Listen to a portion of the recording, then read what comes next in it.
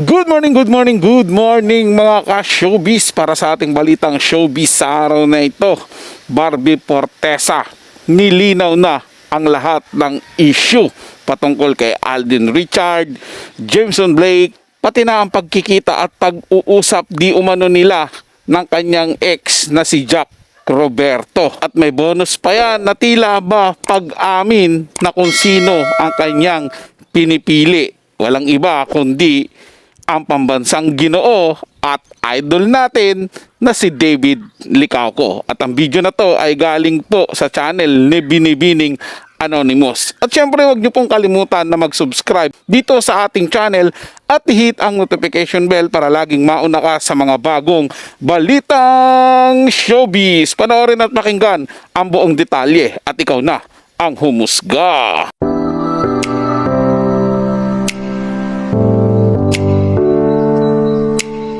I would consider Alden as one of my constants talaga. Yung pag may problema ako, Alden, ganito, ganyan. Hindi naman ako nangungutang.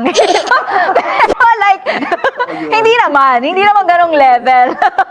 Pero like, kung kailangan ko lang ng, kunyari, advice.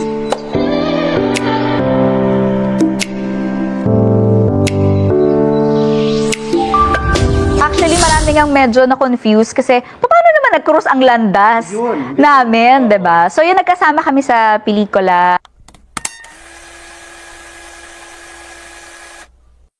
Yung recent run namin, siya naman yung nag-invite.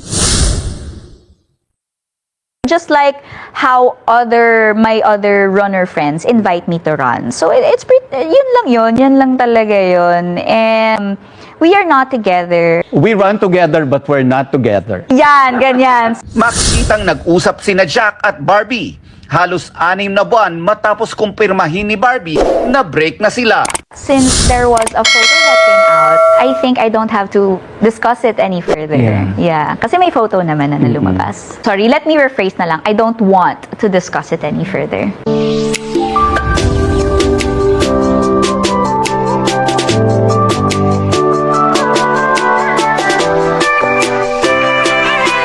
Ng taon na to, I would say na we've grown closer talaga.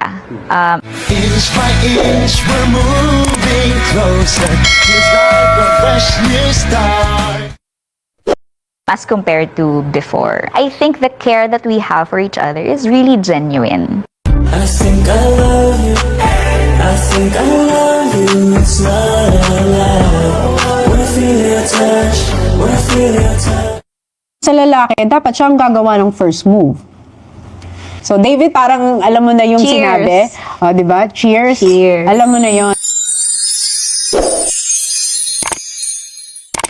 Malinaw yun mga ka-showbiz. Iniintay lang talaga ni Barbie Fortesa ang paggalaw ni David Licauco. Siyempre nga naman, lalaki po talaga dapat ang unang mag-move. Siyempre hindi naman pwedeng siya yung babae, siya pa yung mag-move, di ba, na una. Siyempre kailangan lalaki muna yan. Tandaan po natin, dalagang Pilipina. Lagi po yung nag-aantay lang.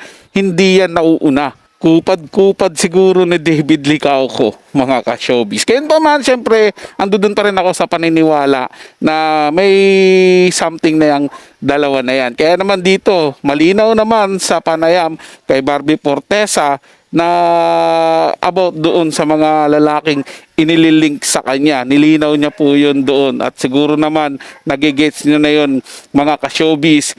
Dito sa ating pinanood, sa aking ginagawa ng reaction video, na ang pinipili talaga at iniintay lang ni Barbie Fortesa itong si David Licauco. Kaya mapanatag na po tayo mga bardapan at siguradong may future na po itong dalawang ito.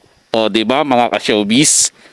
Para sa mga bagong balitang showbiz, ugaling tumutok dito sa ating channel at mag-subscribe at hit ang notification bell para laging mauna ka sa mga bagong balitang showbiz.